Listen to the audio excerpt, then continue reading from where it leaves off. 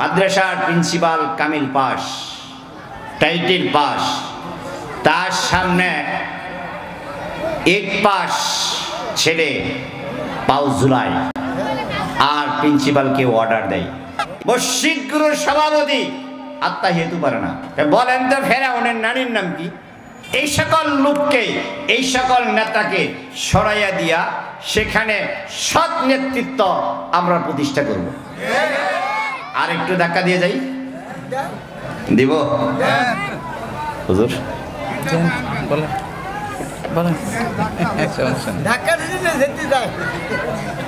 আর একটা হলো, এটা শেষ। সমাজের সব জায়গা থেকে মসজিদ, মাদ্রাসা, school, college, commissioner, chairman, member, MP যা আছে সব জায়গা থেকে দুর্নীতিবাজ, অসৎ চরিত্র, বেনামাজি এই সকল লোককে, এই সকল নেতাকে সরাইয়া দিয়া সেখানে সৎ নেতৃত্ব আমরা প্রতিষ্ঠা করব। ঠিক তো কইলেন, কিন্তু পারবেন?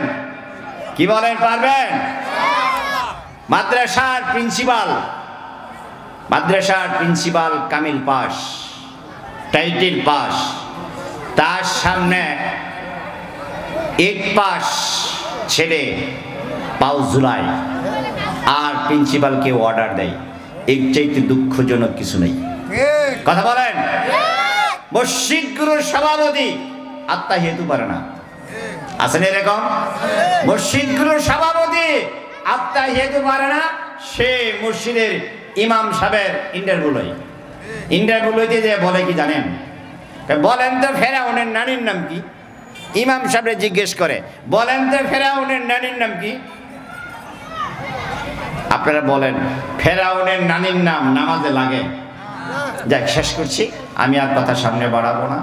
আমরা সব জায়গা থেকে অসৎ চরিত্র, দুর্নীতিবাজ, একজন কমিশনার যদি নিজের নারী নির্যাতনকারী থাকে, একজন কমিশনার যদি দর্শনকারী থাকে, একজন কমিশনার যদি লাল পানি খানেওয়ালা থাকে, তাহলে এই সমাজ থেকে লাল পানি দূর হবে না, দর্শনও দূর হবে না। কথা বলেন ঠিক কিনা?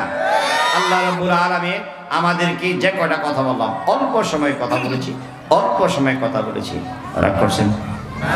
বদনাম করবেন যাইয়া যে কি আমার গালি করবেন? করেন না। যদি করেন আবার আমার পরে যে ভাই আসতেছেন এটা ফিনিশিং দিয়ে দেবেন। চমৎকার কণ্ঠে আপনাদেরকে কোরআন আর হাদিসের আলোকে আলোচনা শোনাবেন। আমি আমার ভাইকে সুযোগ দিয়ে আমার কথা এখানে শেষ করছি। আসসালামু আলাইকুম ওয়া রাহমাতুল্লাহি।